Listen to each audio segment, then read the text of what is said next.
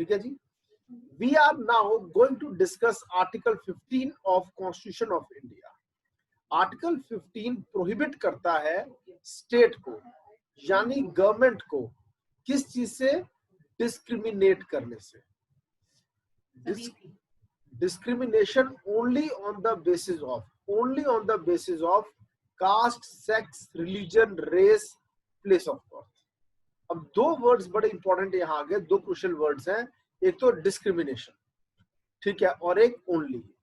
Discrimination का मतलब है एडवर्स डिस्टिंक्शन, किसी के खिलाफ एक ओपिनियन फॉर्म करना, ओके, और to distinguish unfavourably from others, this is called discrimination. और ओनली वर्ड का क्या मतलब है यहाँ पर?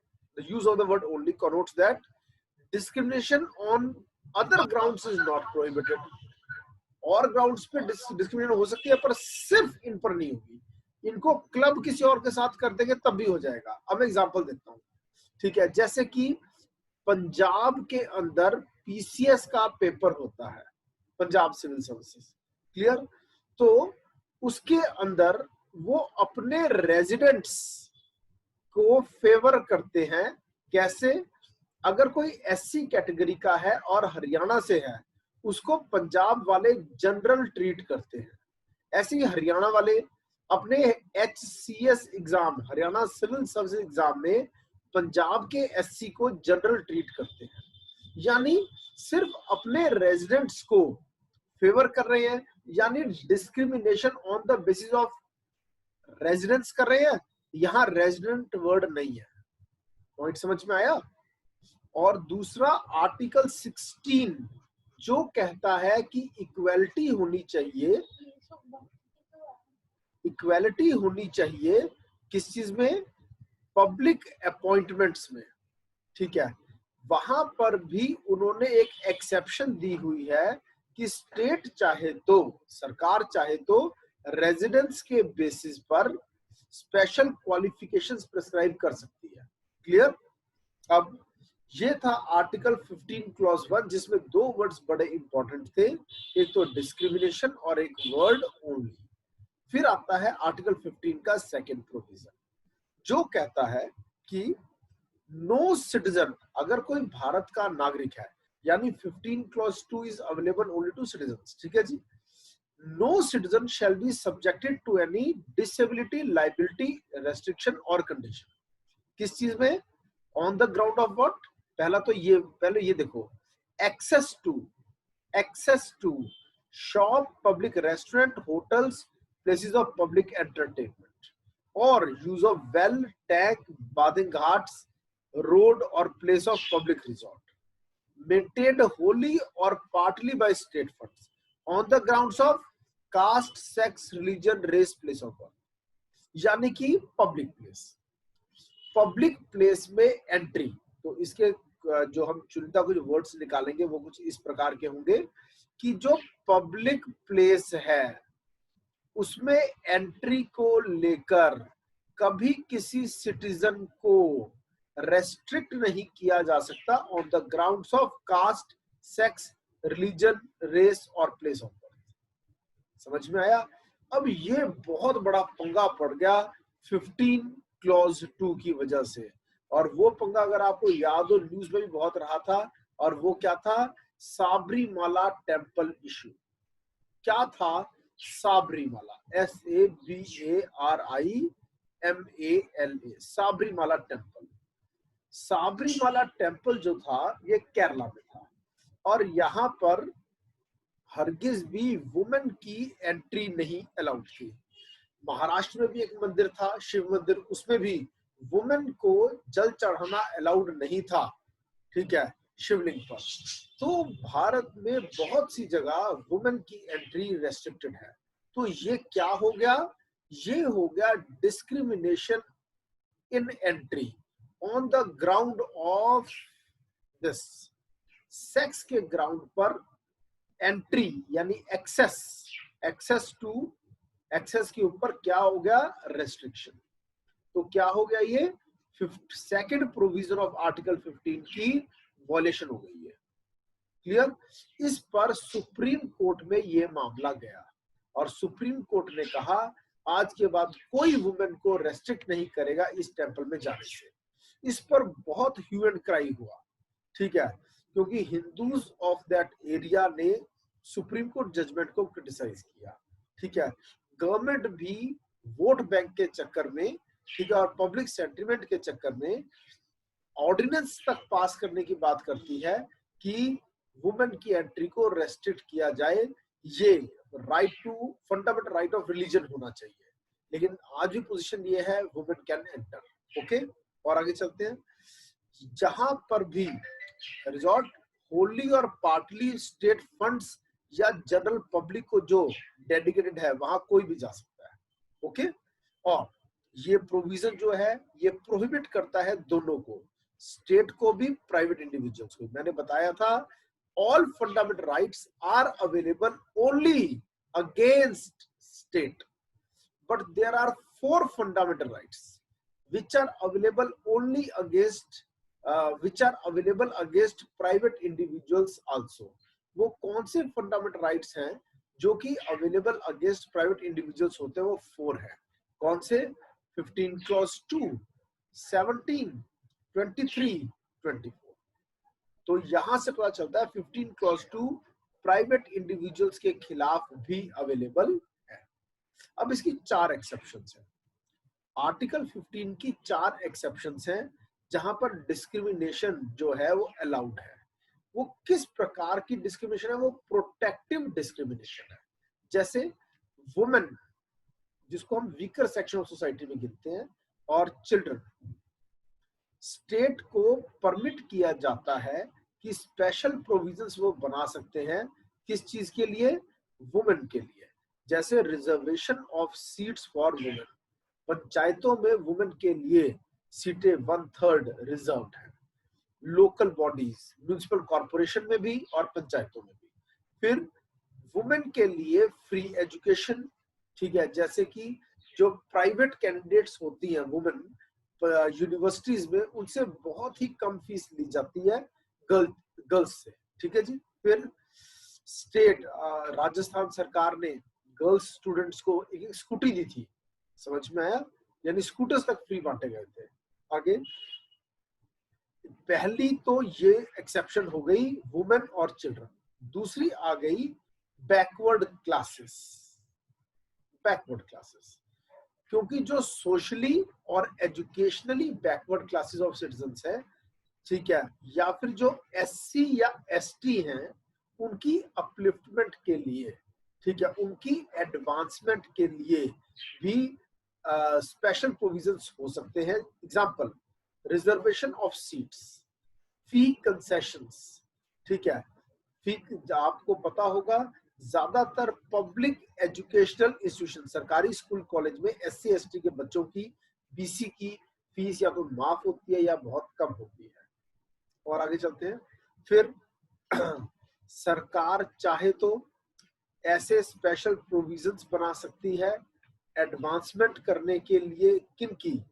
वो जो कि सोशली और एजुकेशनली बैकवर्ड क्लासेस हैं, ठीक है, for admission in educational institutions, यानी शिक्षा संस्थानों में उनकी एडमिशन के लिए कोटा बनाया जा सकता है। और ना सिर्फ सरकारी में, प्राइवेट में भी, प्राइवेट को पर भी वो लागू किया जा सकता है, चाहे वो एडेड है चाहे वो अनएडेड एजुकेशनल इंस्टीट्यूशंस है। बस कहाँ नहीं लागू हो सकता? माइनॉरिटी एजुकेशनल इंस्टीट्यूशंस पर। और आगे चलते हैं। फिर आता है ये reservation of up to 10% of seats, ठीक है। ये एक स्पेशल प्रोविजन है। ये है economically weaker section of citizens, चाहे वो जनरल कैटेगरी के लिए हो। ये मोदी सरकार ने अमेंडमेंट करके EWS कोटा 10% लागू किया है। This reservation of up to 10% would be in addition to the existing reservations. क्योंकि जनरल कैटेगरी का होना क्या एक अपराध है? अगर कोई इंसान जनरल कैटेगरी का है मगर वो इकोनॉमिकली वीकर है, तो क्या उसको रिजर्वेशन नहीं मिलनी चाहिए? मिलनी चाहिए, ठीक है। और इंक्लूडिंग प्राइवेट एजुकेशनल इंस्टीट्यूशंस, वहां भी मिलेगी। समझ में आया? स्टेट चाहे तो, स्टेट एम्पावर्ड है इस प्रकार के स्पेशल प्रोविजंस बनाने के लिए। ठीक है जी, स्टेट चाहे तो वो इस तरह के प्रोविजंस बना सकती है कि रिजर्वेशन दे दी जाए, ठीक है, सभी एजुकेशनल इंस्टीट्यूशंस में, चाहे वो प्राइवेट हो, चाहे वेदर एडेड और अनएडेड बाय स्टेट। बस कहाँ नहीं हो सकता?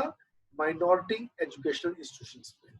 ओके, और फॉर दिस पर्पस, इस काम के लिए इकोनॉमिकली वीकर सेक्शन को नोटिफाई कर देगा कौन?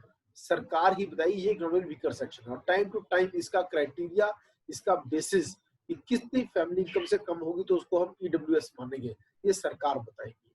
ठीक है, और कई इसके इंडिकेटर्स होते हैं इकोनॉमिक डिसएडवांटेजेस, खास करके per capita income of the country देखी जाएगी। ठीक है, कॉस्ट ऑफ लिविंग इंडेक्स देखा जाएगा। ये जो चीज आई थी, ये देखिए, ये जो आया, ये सब कुछ अमेंडमेंट्स के द्वारा ऐड हुआ है। जितनी एक्सेप्शंस हैं, ठीक है, the above exceptions added by the 93rd amendment 2005, ठीक है, ताकि पहले हुआ क्या था, जैसे इंदिरा साहनी केस है इस चीज को लेकर कि ओबीसी कोटा दिया जाए। ठीक है, in order to give effect to this effect, centre enacted, centre ने ये लॉ पास किया था, central educational institutions reservation in admission act 2006, और इसके द्वारा 27% कोटा दिया गया था ओबीसी को। ये वही केस है जो कि मंडल केस कहते हैं। ठीक है, एक कमीशन था जिसको हम कहते हैं मंडल कमीशन। मंडल कमीशन कब आया था? ठीक है, ये बहुत पुरानी कहानी है। ठीक है, मंडल कमीशन जब आया, उसने कहा कि 27% रिजर्वेशन ओबीसी को दो।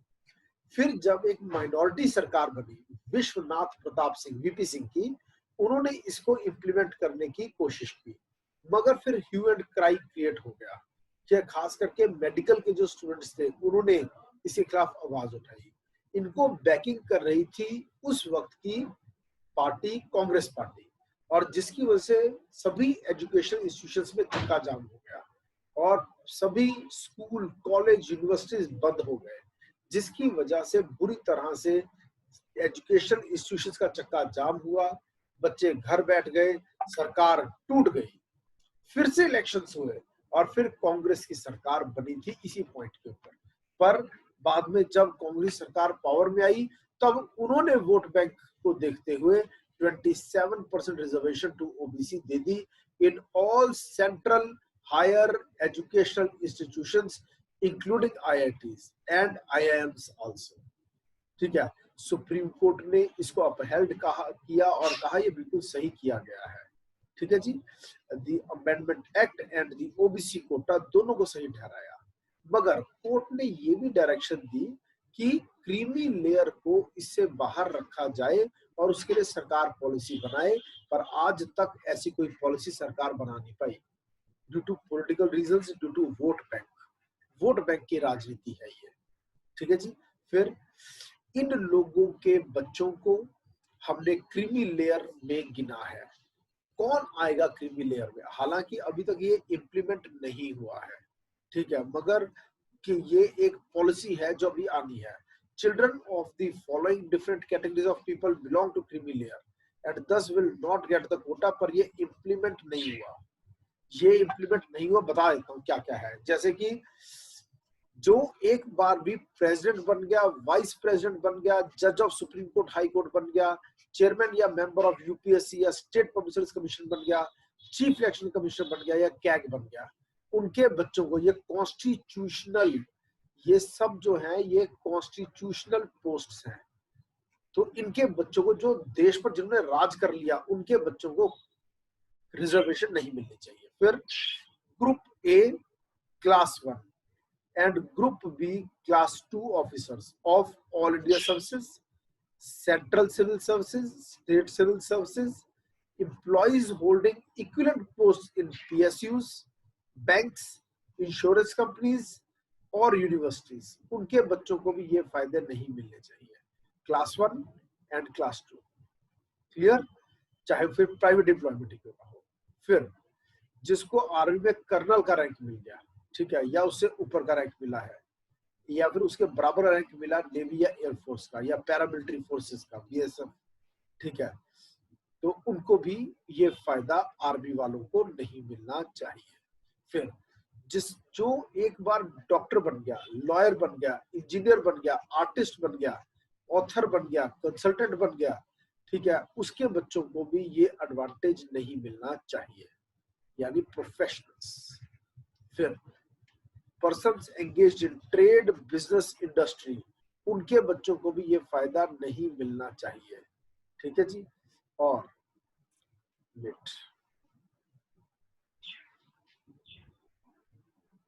people holding agricultural and above a certain limit and vacant lands or buildings in urban areas, जिनकी बहुत प्रॉपर्टी है, उनको भी ये फायदे नहीं मिलने चाहिए। फिर जिसकी इनकम 8 लाख रुपए से ज्यादा है, उसके बच्चों को भी ये फायदा नहीं मिलना चाहिए, पर इसको बाद में चेंज किया गया इन लिमिट को इसी हिसाब से। क्लियर? मगर ये सब कुछ इंप्लीमेंट नहीं हो पाया, ओके, पॉलिटिकल कारणों की वजह से, ओके। फिर अब ये ईडब्ल्यूएस मोदी सरकार ने जो पहल की वो 103rd अमेंडमेंट थी 2019 की। अब तक 104 बार भारत का संविधान अमेंड हो चुका है। 104th में क्या किया गया था, ठीक है, जो एंग्लो इंडियन कम्युनिटी की रिजर्वेशन थी 2 जगह पर, लोकसभा में और विधानसभा में, स्टेट लेवल पर, लोकसभा में सेंट्रल लेवल पर, इसको खत्म कर दिया 104th अमेंडमेंट एक्ट में। 2019 में आया था 103rd अमेंडमेंट, जिसमें 10% रिजर्वेशन दी गई ईडब्ल्यूएस को, इकोनॉमिकल वीकर सेक्शन को, इन एजुकेशनल इंस्टीट्यूशंस में, ओके। और इसको कौन अवेल कर सकता है? जो कि कवर्ड नहीं होते हैं एससी, एसटी, ओबीसी वगैरह की एग्जिस्टिंग स्कीम्स में, पर वो गरीब है, ठीक है, यानी जिनकी इनकम कम है। ग्रॉस एनुअल इनकम फैमिली की 8 लाख रुपए से कम है पर एनुअल, ठीक है, उनको इसमें गिना जाएगा, ओके। अब इसमें सारे सोर्सेज गिन लेंगे, salary, agriculture, business, profession, everything, okay. फिर और इसके क्या पॉइंट्स हैं, ये सब डिटेल में आप इसको स्टडी कर सकते हैं, मैं आपको इसका पीडीएफ शेयर कर देता हूँ, ठीक है जी। पर्सन्स हुज फैमिली ओन्स और possess any of the following assets are to be excluded, जिसकी इतनी प्रॉपर्टी है उनको नहीं मिलेगा, जैसे 5 एकड़ जमीन या इससे ज्यादा है तो नहीं मिलेगा कोटा, ठीक है। और जिसका फ्लैट अगर किसी का है 1000 स्क्वायर फीट से बड़ा तो नहीं मिलेगा, रेजिडेंशियल प्लॉट अगर किसी का है 100 स्क्वायर यार्ड से बड़ा तो भी नहीं मिलेगा, ठीक है। और रेजिडेंशियल प्लॉट 200 से बड़ा है, ठीक है, नोटिफाइड म्युनिसिपैलिटी तो भी नहीं मिलेगा, ठीक है जी। देन ये है in areas other than in notified, और ये है इन नोटिफाइड, यानी ये शहर, ये गांव। और आगे चलते हैं। फिर properties held by a family in different locations clubbed while applying to land or property. The property held by a family in different locations, परिवार की different properties in different locations जो है उन सबको क्लब कर दिया जाएगा, यानी पूरी फैमिली का स्टेटस देखा जाएगा। और आगे family for this purpose, family word का मतलब ताए चाचे नहीं निकाले जाएंगे, क्या निकाला जाएगा? हिज और her parents and siblings below the age of 18 years and also the spouse and children below the age of 18 years, भाई बहन जो माइनर है, बच्चे जो माइनर है, वाइफ और पेरेंट्स, ये फैमिली वर्ड का मतलब निकाला जाएगा। क्लियर? तो this was all about article 15। मैं फिर से रिपीट कर देता हूं, इसमें पहले क्या आया? आर्टिकल 15 में सबसे पहली चीज ये बताई गई 15 क्लॉज 1 में कि no discrimination only on the grounds of caste, sex, religion, race, place of birth. Discrimination word का मतलब है नेगेटिव, अनफेवरेबल एक ओपिनियन होल्ड करना, और ओनली यानी कि इन पर नहीं हो सकती, पर किसी और ग्राउंड पर डिस्क्रिमिनेशन भी अलाउड है, ठीक है। 15 क्लॉज 2 ये बताया गया कि पब्लिक प्लेस में एंट्री को लेकर रेस्ट्रिक्शन नहीं लगाई जा सकती on the ground of caste, sex, religion, race, place of birth. Clear? Sabarimala temple का केस बताया। फिर 15 क्लॉज 3 से लेकर उसके बाद सारी जितनी है 15 क्लॉज 3, 15 क्लॉज 4, 5 जितने कई अमेंडमेंट्स हैं, उसमें क्या बताया गया कि एक्सेप्शन से मेन कौन सी है? एससी के लिए, एसटी के लिए, बीसी के लिए, इन सब का एजुकेशनल इंस्टीट्यूशंस में, और एक इकोनॉमिकली वीकर सेक्शन के लिए सरकार प्रोटेक्टिव डिस्क्रिमिनेशन चाहे तो कर सकती है। Is my point clear? तो ये आर्टिकल 15 के बेसिक्स है। इसके साथ ही मैंने आपको कुछ जानकारी दी इंदिरा साहनी केस के भी बारे में, और ना केवल जॉब्स में बल्कि जॉब्स में एक बार चले जाने के बाद जब प्रमोशन होती है, जी हाँ, प्रमोशन में भी कोटा यानी रिजर्वेशन अलाउड है, हो सकती है। ओके, सुप्रीम कोर्ट अपनी जजमेंट्स में पहले कह चुकी है कि रिजर्वेशन कभी भी मोर देन 50% नहीं होनी चाहिए। ओके, ये भी एक अलग से बात है जो मैं आर्टिकल 29 और 30 करवाते हुए आपको करवाऊंगा। क्लियर? आर्टिकल 15 को हमने बड़ा डेप्थ में पॉइंट को पकड़ा है, ठीक है। इसके बाद मुझे लगता नहीं कि हमें ज्यादा टाइम लगेगा 16, 17, 18 करते हुए, मगर खैर हमारे लिए ज्यादा जरूरी है कि हम हर चीज को डेप्थ में करें। कल मैं आपको इंदिरा साहनी जजमेंट और मंडल कमीशन की पूरी कहानी गहराई में करवाने वाला हूँ, ठीक है। तो आर्टिकल 16 पर पूरा लेक्चर कल का डिवोटेड होगा। उसके अगले दिन हमारा लेक्चर होगा 17 और 18 पर। Okay, so today is Friday. Tomorrow अब मेरा जो अगला सेशन होगा वो मंडे को होगा, ठीक है जी। फाइन, कुछ और कोई डिस्कस करना चाहता है तो मुझसे भी पूछ सकता है। फाइन, हिस्ट्री के लेक्चर्स होंगे कुछ सैटरडे और संडे को। कोई कुछ पूछना चाहेगा? Any question? Should I end the session और any query? Would you repeat? क्या पूछना चाहेंगे बच्चे आप?